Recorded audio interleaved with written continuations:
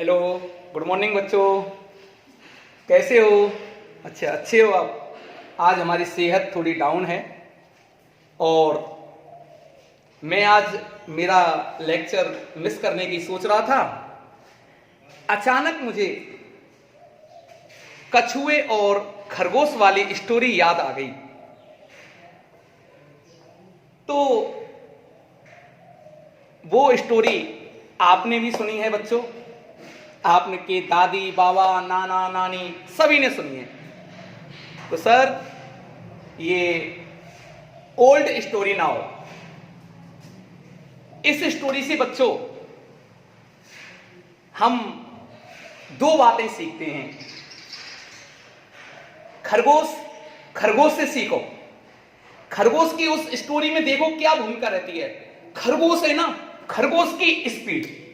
खरगोश से अपन क्या सीखते? स्पीड। और कछुए से रेगुलरिटी, नियमितता और एफिशिएंसी, उसकी दक्षता। और बच्चों, अगर इस स्टोरी से हमने इन दो बातों को सीख लिया, कौन कौन सी?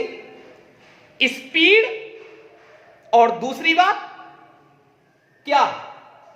बताओ, रेगुलरिटी। तो यूं सोचो बच्चों, आपकी लाइफ सेटल हो गई। तो इसी स्टोरी को ध्यान में रखते हुए मैं इस ऑनलाइन के प्लेटफॉर्म पर आपके सामने मेरी प्रेजेंट लगाने के लिए उपस्थित हुआ हूं। तो आप भी अपनी उपस्थिति दर्ज कराने के लिए इस ऑनलाइन प्लेटफॉर्म पर लाइव के साथ अपनी प्रेजेंट करावें, तो मैं मान जाऊंगा ये बच्चे इस चैनल में, इस ऑनलाइन प्लेटफॉर्म पर उपस्थित हैं। ठीक बच्चों? Very good. तो अपन इसी बात को आगे और बढ़ाते हुए अपने प्रीवियस लेक्चर की बात करें तो प्रीवियस लेक्चर में बेटा मैंने इनवेरिएंस ऑफ इलेक्ट्रिक चार्ज, आवेश की निश्चितता का गुणधर्म में पढ़ा रहा था आपको। और मैंने वहां पर यह पढ़ा दिया था कि Q स्थिर बराबर Q गतिशील। ये मैं आपको पढ़ा चुका था कल। बेटा, आवेश चाहे स्थिर हो चाहे गतिशील, दोनों स्थितियों में आवेश का मान एक समान होता है। ये मैं सिद्ध कर चुका था। इसी बात को मैं और आगे बढ़ाते हुए एक हमारे साइंटिस्ट आए जो फेमस साइंटिस्ट थे। कौन से थे? आइंस्टीन। और आइंस्टीन ने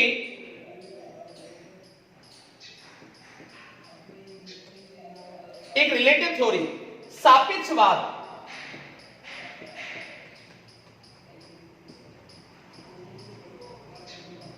सिद्धांत से आवेशित कण के लिए, जो कण आवेशित होते हैं उन कणों का द्रव्यमान भी होता है। तो उसके लिए उन्होंने एक फॉर्मूला दिया, m बराबर m0 upon 1 minus v square upon c square. ठीक है बेटा? तो देखो यहां विहर m क्या है? क्या है बेटा? मूविंग वेलोसिटी, मूविंग मास है, मूविंग मास। और m0 रेस्ट मास। v क्या है बेटा? Velocity of particle. और c क्या है? Speed of light. Right? That is actually, देखो इनको और मैं आपको डिफाइन कर देता हूं। मूविंग मास, जब आवेशित कण गति कर रहा है उस समय का उसका मास है, ये द्रव्यमान है। जब कण स्थिर है उस समय का मास है m0। ठीक है ना बेटा? जो आवेशित कण है ना, उसका वेग है ये v, वेलोसिटी ऑफ पार्टिकल। और ये है स्पीड ऑफ लाइट, प्रकाश की चाल, जिसका मान होता है बेटा 3 × 10⁸ मीटर पर सेकेंड। राइट बात? देखो बेटा, एक्चुअली देखो यहां b पार्टिकल की स्पीड, ठीक है ना। अब हमारे यदि देखो बेटा b नियरली किसके बराबर हो, c के बराबर, लेकिन क्या ऐसा लाइफ में संभव है? किसी भी आवेशित कण का वेग प्रकाश के वेग के बराबर हो सकता है क्या बेटा? नहीं है ऐसा लाइफ में, ये एक ड्रॉबैक है।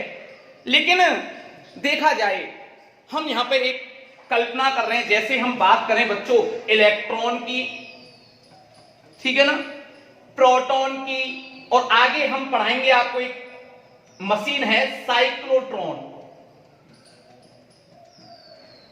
साइक्लोट्रॉन। तो बेटा देखो एक इलेक्ट्रॉन है, उसका मास, इलेक्ट्रॉन का मास देखना 9.1 इंटू 10 की पावर माइनस 31 किलोग्राम। प्रोटॉन का मास है 1.672 इंटू 10 की पावर माइनस 27 किलोग्राम। ये अपने आप में बहुत कम है, बहुत काफी कम है बच्चों, ये देख लो। तो उनके लिए हम इसको नियरली इस कंडीशन को अप्लाई करके और इस कंडीशन को इसमें पुट कर देते हैं अपन, ठीक है ना बेटा। तब हम कल्पना करते हैं तो क्या होगा आवेशित कण के लिए, तो that is m equal to m not upon under root 1 minus v square, या कुछ भी लिख लो, c square upon c square, टिच टिच। तो m equal to m not और अंडर रूट, देखो वैसे कर लो इसको, 1 माइनस 1 0 और अनंत इनफाइनाइट। तो m इक्वल टू अनंत, ये मान आता है। मास डज नॉट रिमेन इनवेरिएट। बेटा मास का मान है ना, जो द्रव्यमान है हमारा, वो कम नहीं होता बेटा वेलोसिटी के साथ। देखो यहां पे मैंने वेलोसिटी क्या करी है बताओ, वेलोसिटी को मैंने इंक्रीज किया है, बढ़ाया है, तो मेरा मास भी बेटा बढ़ाया है, बढ़ा है ऑटोमेटिकली। समझ गए ना? इसका प्रभाव आवेश पर कोई भी नहीं पड़ता, आवेश पर इसका कोई प्रभाव नहीं पड़ता है, ये ध्यान रखना। ये बहुत, मैं ये जो यहां से ये पढ़ाया है बेटा, वेरी वेरी मोस्ट बात है। इस ऑनलाइन, देखो मैं कितना भी फास्ट पढ़ा लूं, इस ऑनलाइन प्लेटफॉर्म पर एक बात याद रखना, मेरे इस वीडियो लेक्चर को आप बार बार देखो, बार बार देखोगे तो अगर मैं कितना भी फास्ट भी पढ़ा लूं ना, तो भी आपके सामने कोई प्रॉब्लम आने वाली नहीं है। ये बहुत कंपटीशन में काफी चीजें इस टॉपिक के ऊपर पूछी जाती हैं और ये आपको नॉलेज होनी चाहिए। आप फिजिक्स के अच्छे स्टूडेंट रखते, अपने अच्छा इंटरेस्ट रखते हो फिजिक्स के बारे में, तो ठीक है बेटा। देखो आपको मैंने क्लियर कर दिया। और ये हमारी राजस्थान आरबीएससी की, आरबीएससी में शॉर्ट आंसर टाइप जो क्वेश्चन है हमारा, उसमें बेटा 7 नंबर का क्वेश्चन है, ये ध्यान रखना। आरबीएससी में शॉर्ट आंसर टाइप जो क्वेश्चन है उसमें 7वें नंबर का, उसको देख लेना, तो ठीक है बेटा। तो हम यहां पे ये सिद्ध हो चुका है, ठीक है ना, आवेश पर इसका कोई प्रभाव नहीं पड़ता है। और यहां पर एक बात आती है, दैट इज क्या आती है कि velocity is direct proportional to m। Right बात, कि अगर हम वेलोसिटी का मान बढ़ाते हैं तो बेटा मास का मान बढ़ता है, उसका मास इंक्रीज होता है, ठीक है।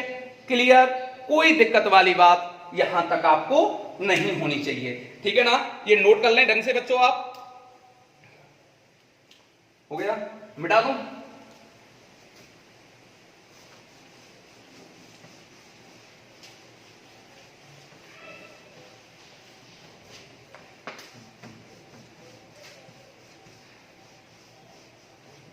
आवेश का अगला गुणधर्म, आवेश का अगला गुणधर्म देखें बेटा,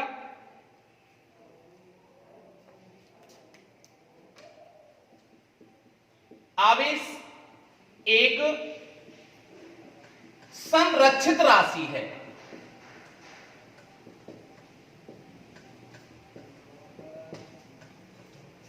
कैसी राशि है बेटा? संरक्षित राशि है आवेश। ये अगली प्रॉपर्टी है हमारी, ठीक है ना? हाँ, तो देखो बेटा, according to this property,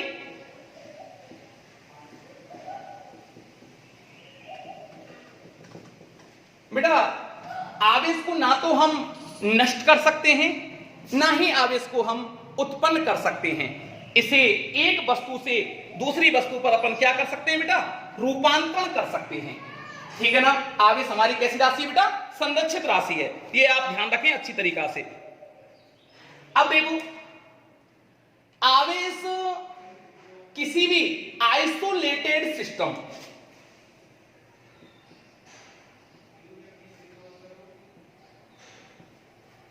isolated system की बात करें, मतलब विलगित निकाय,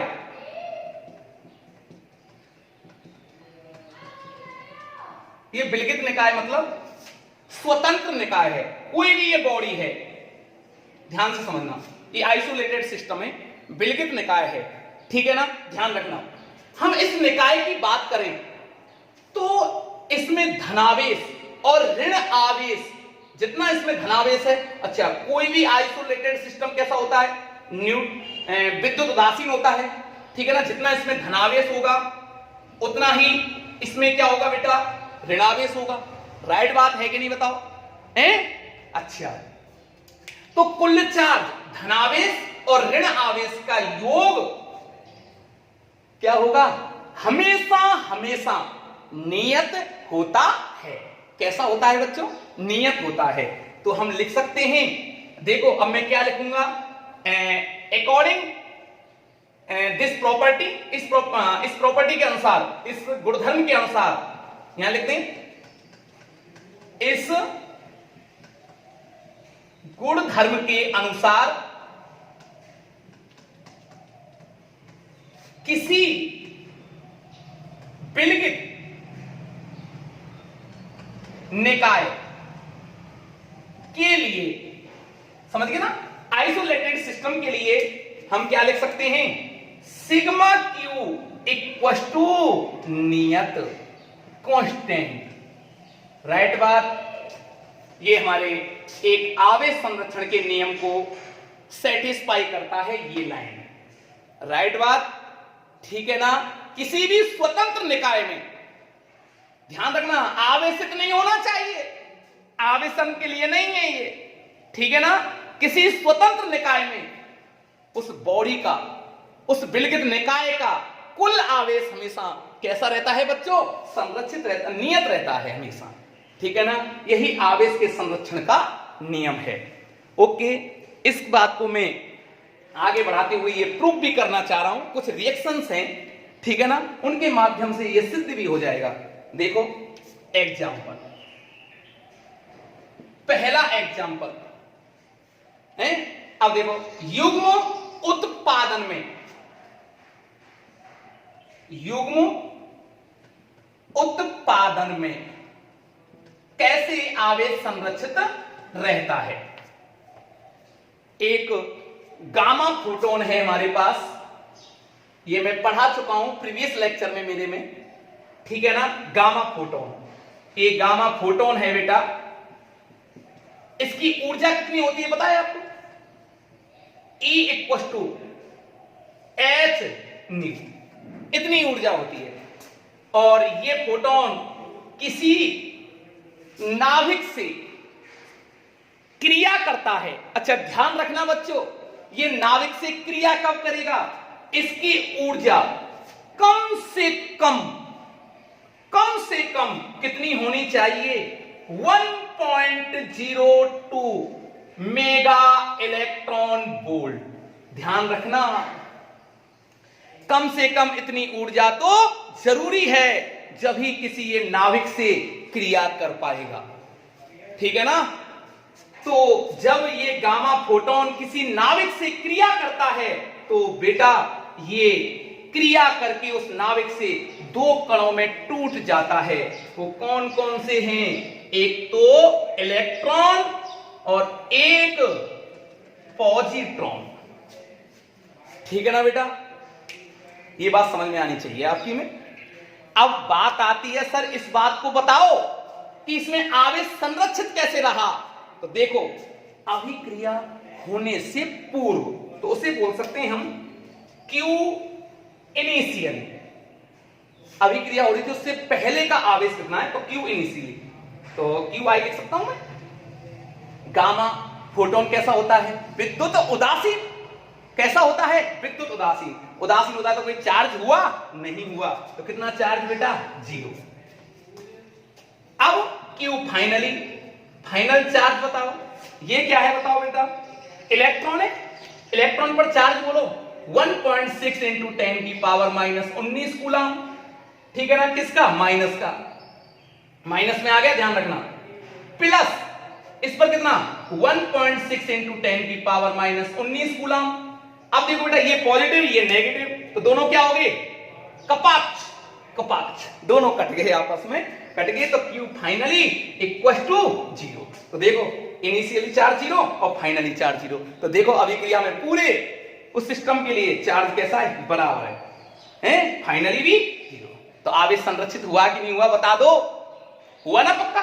चलो पहली रिएक्शन, पहला एग्जांपल। सेकंड एग्जांपल देखें, नोट हो गया, चलें आगे।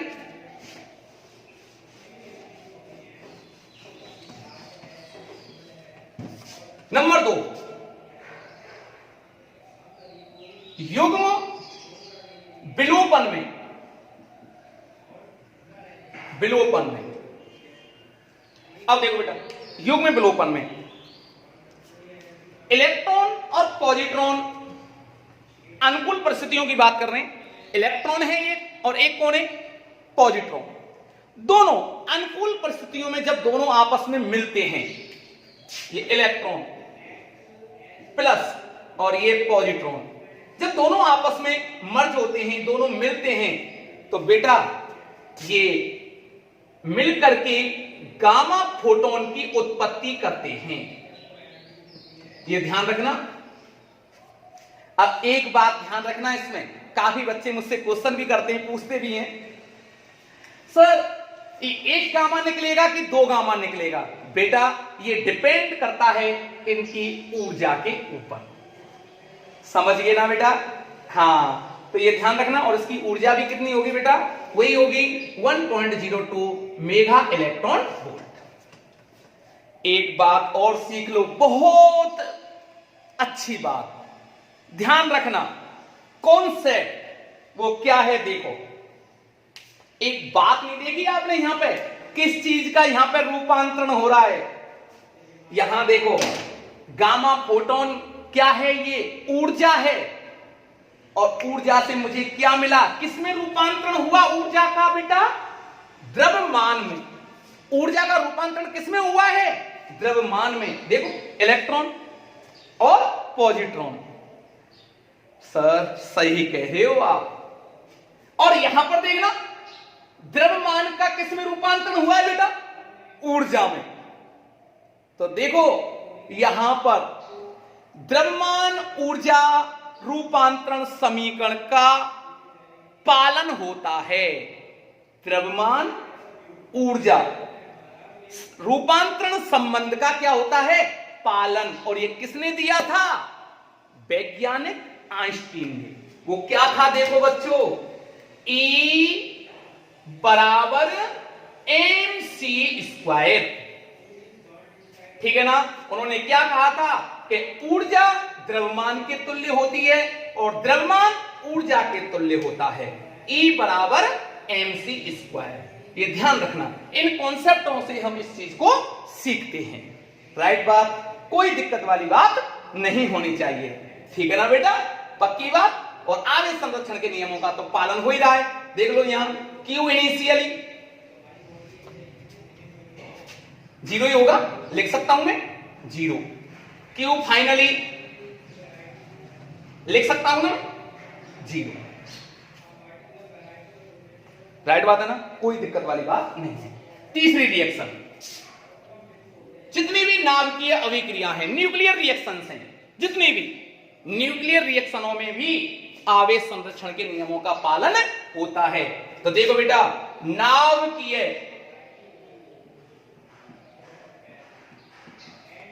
अभिक्रियाओं में, बशर्ते वो बैलेंस होनी चाहिए। ठीक है ना? देखो इसका भी एग्जांपल बता देता हूं। जैसे एक यूरेनियम नाभिक है 92,238, इसका परमाणु क्रमांक 92 है, द्रव्यमान संख्या 238 है। जब ये रिएक्शन करता है तो बेटा दो चीजों में, दो नाभिकों में टूटता है। Thorium 92,234 plus alpha particle, alpha का 2He। ठीक है ना बेटा? वैसे सेपरेटली हिंदी मीडियम है, कोई टेंशन मत लो, हिंदी में पढ़ा रहा हूं। 92 इंग्लिश मीडियम में, इंग्लिश में बात चलती है, कभी कभी कोई टर्मिनोलॉजी हो जाए तो कोई दिक्कत नहीं है, उसको पूछ सकते हो। वैसे मैं हिंदी पे ही आ गया। 92,238 मतलब 238, ये रिएक्ट होकर क्या करता है बेटा? थोरियम और एल्फा कण बनाता है। ठीक है ना? अल्फा पार्टिकल में टूटता है। अब देखो बैलेंस है ना, पहले तो ये देखना पड़ेगा रिएक्शन क्या होनी चाहिए? बैलेंस होनी चाहिए। राइट बात। इधर देखो 92, 90 और 2 92। ठीक है ना? 92, 92 क्या होता है? 92। अब देखो 238, 238, और इधर देखो 234 प्लस 4, 238। बताओ न्यूक्लियर रिएक्शन, नाभिकीय क्रिया बैलेंस है ना? बिल्कुल राइट बात है। अब देखो इनके आवेश की क्यू इनिशियल, क्यू इनिशियल कितने इलेक्ट्रॉन है, कितने प्रोटॉन है? नाभिक है ना, कितने प्रोटॉन है? 92। ठीक है ना? इधर देखो बेटा क्यू फाइनली कितने हुए? 90 प्लस 2। इस नाभिक में कितने? 90 प्रोटॉन, इसमें कितने? 2, तो कितने हो गए बेटा? 92 प्रोटॉन। अब इन पर देखें क्यू इनिशियल बराबर 92 इंटू 1.6 इंटू 10 की पावर माइनस 19 कूलम, और इधर भी बेटा क्यू फाइनल बराबर 92 इंटू 1.6 इंटू 10 की पावर माइनस 19 कूलम। ठीक है ना बेटा? दोनों को देखो बराबर है। तो देखो नाभिकीय क्रियाओं में भी आवेश क्या रहता है? संरक्षित रहता है। इस नियम की पालना होती है, इस नियम की पालना होती है। राइट बात, कोई इश्यू नहीं है यहाँ पे। है कोई प्रॉब्लम? सभी बच्चों को समझ में आ गया? कोई डाउट नहीं बेटा? क्लियर? बहुत अच्छा। छाप लो जल्दी, कॉपी कर लो फटाफट।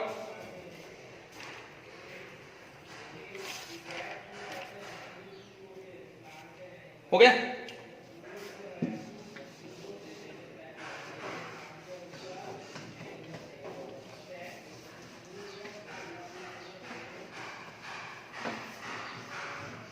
अगला है बेटा, अगला गुणधर्म आवेश के क्वांटीकरण का सिद्धांत।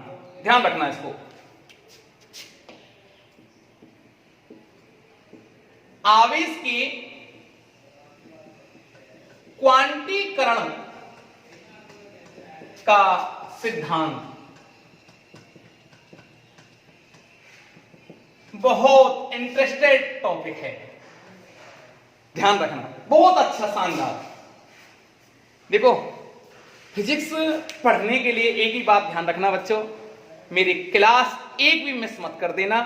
फिजिक्स का तो ऑटोमेटिकली आप हीरो बन जाओगे, लेकिन क्लास आपको रेगुलर लेनी है बेटा।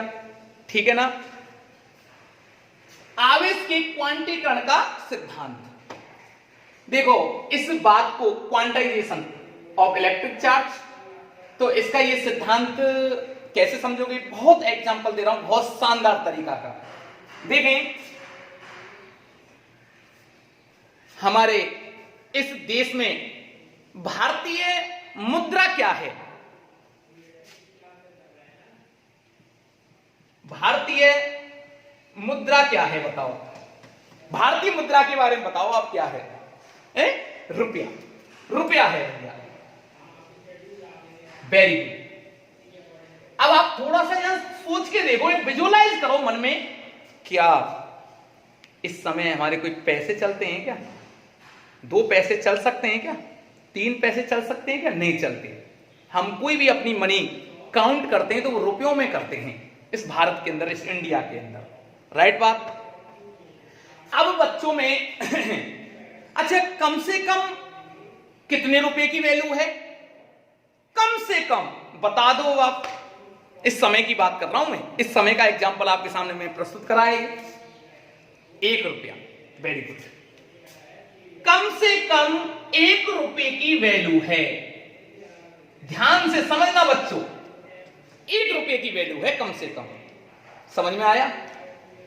अब मैंने कहा कि बच्चों मेरे पास है ना 10 रुपए हैं, आपके पास मैंने कहा कि 50 रुपए हैं। अरे मुझसे भी धनवान हो गए आप तो। अब मैंने कहा कि मोहन के पास 100 रुपए हैं। कितने रुपए हैं? 100 रुपए। अब देखो, अब कम से कम कितने की वैल्यू है? 1 रुपए की। ध्यान रखना, कितने रुपए की वैल्यू है बच्चों? 1 रुपए की वैल्यू है। तो बेटा इसको मैं कैसे समझूंगा? 1 मेरे पास कितना गुना है? 1 गुना 10 बराबर 10 रुपए। 1 का कितना गुना हुआ? 10 रुपए। अच्छा, 1 का आपके पास 50 बराबर 50 रुपए, और 1 गुणा 100 बराबर मोहन के पास 100 रुपए।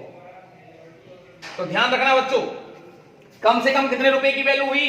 1 की। कितना? 1 का कितना गुना? मेरे पास 10वां गुना। आपके पास 1 का कितना गुना? 50 गुना। और मोहन के पास 1 का कितना गुना? 100 गुना। बात समझ में आई? तो यहां पे मतलब सबसे कम से कम कितनी वैल्यू संभव है बच्चों? 1 रुपया।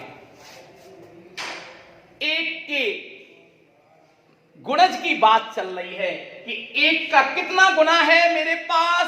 10वां भाग, 10 गुना। आपके पास 50 गुना, मोहन के पास 100वां गुना। किसका? 1 का। तो कम से कम कितने रुपए की वैल्यू हुई? 1। और 1 हुआ न्यूनतम मान।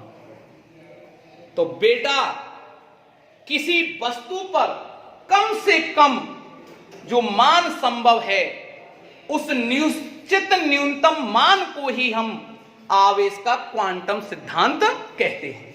कम से कम मान को, कम से कम कितना मान? जितना मान संभव हो उसे आवेश का क्या कहते हैं? क्वांटम सिद्धांत। तो बच्चों किसी वस्तु पर कम से कम जितना मान संभव होता है, कम से कम जितना आवेश संभव हो उसे आवेश का क्वांटम, उसे आवेश की क्वांटम प्रकृति कहते हैं। राइट बात, ध्यान रखना भैया। किसी वस्तु पर कम से कम जितना आवेश संभव हो, जितना आवेश संभव हो कम से कम, उसे आवेश की कौन सी प्रकृति कहते हैं बेटा? क्वांटम प्रकृति। और एक साइंटिस्ट थे मिलीकन। कौन से वैज्ञानिक थे? मिलीकन। और उनका एक फेमस प्रयोग था, कौन सा? तेल बूंद प्रयोग। और ये क्या होता है मैं अभी नेक्स्ट लेक्चर में, अभी मैं जस्ट बात करने वाला हूं इससे आगे, थोड़ा भी ये ध्यान रखें। तेल बूंद प्रयोग इनका ये फेमस प्रयोग था, और इससे इन्होंने सिद्ध कर दिया कि इलेक्ट्रॉन पर कम से कम आवेश, इलेक्ट्रॉन का कितना संभव है? 1.6 इंटू 10 की पावर -19 कूलाम। कम से कम इतना मान संभव है इलेक्ट्रॉन का। नहीं आई समझ में? कितना संभव है बेटा इलेक्ट्रॉन का कम से कम मान? 1.6 इंटू 10 पावर -19 कूलाम। कौन से प्रयोग से? तेल बूंद प्रयोग से। मिलीकन ने बताया था, यह सिद्ध कर दिया था ना। तो बच्चों, तो किसी वस्तु, अब बताओ इतना मान संभव है? राइट बात समझ में आई आपकी में? तो देखो इसके आधार पर तो किसी वस्तु पर जब आवेश का मान क्या हो सकता है? 1e, इतना मान संभव हो सकता है, या 2e, या 3e .NE। और n क्या है? यहां n क्या है बेटा? पूर्णांक संख्या। इंटीजर क्या हुआ? पूर्णांक संख्या है, ठीक है ना बेटा? Integer multiple, okay. इसका मान 1, 2, 3, 4 डॉट डॉट। अब देखो, हम क्वांटीकरण का सिद्धांत पढ़ रहे हैं, तो किसी वस्तु पर मान लो एक इलेक्ट्रॉन आया तो कौन सा आवेश आएगा? नेगेटिव। और एक इलेक्ट्रॉन गया तो कौन सा आवेश आएगा? धनावेश। तो बेटा एक और हो गया इसमें, या तो जा रहा है इलेक्ट्रॉन तो कौन सा आवेश? धनावेश, और आ रहा है तो इलेक्ट्रॉन माइनस। तो ये प्लस माइनस और प्लस माइनस, ठीक है ना? तो ये संभव मान है इलेक्ट्रॉन के। कौन से मान है बेटा? संभव मान। ये बात समझ में आनी चाहिए। तो इसी के आधार पर हमारा जर्नल सूत्र बन गया Q बराबर प्लस माइनस Ne।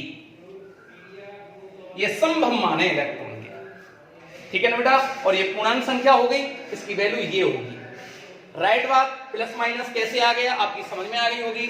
अगर प्लस, हाँ अभी और बता दूंगा मैं।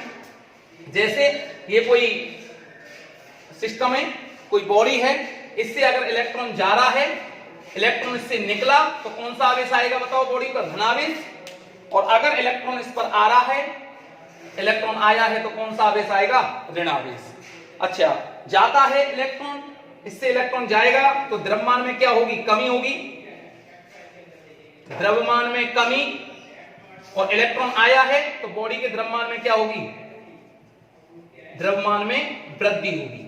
लेकिन बच्चों ध्यान रखना, इलेक्ट्रॉन का द्रव्यमान मैंने आपको बता दिया था, थोड़ी सी इस बात को मैं थोड़ा सा आगे बढ़ा रहा हूं आपकी नॉलेज के लिए, एक्स्ट्रा नॉलेज के लिए। 9.1 इंटू 10 की पावर माइनस 31 किलोग्राम होता है।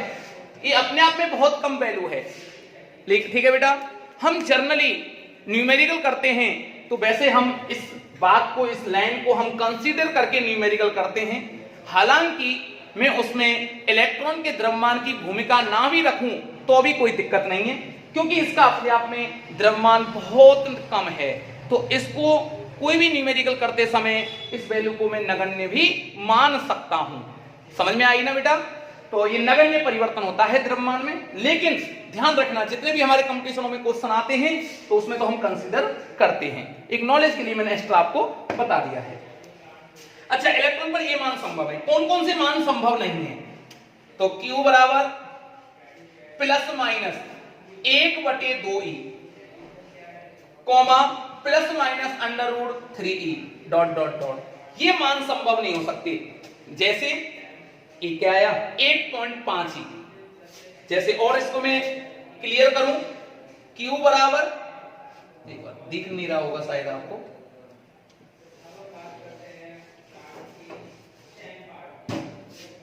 Q बराबर, ये मान संभव नहीं है, ठीक है ना बेटा? तो नॉट इक्वल लगा सकता हूं, plus minus 1.5E, comma plus minus ये कितना हो गया? 1.732E।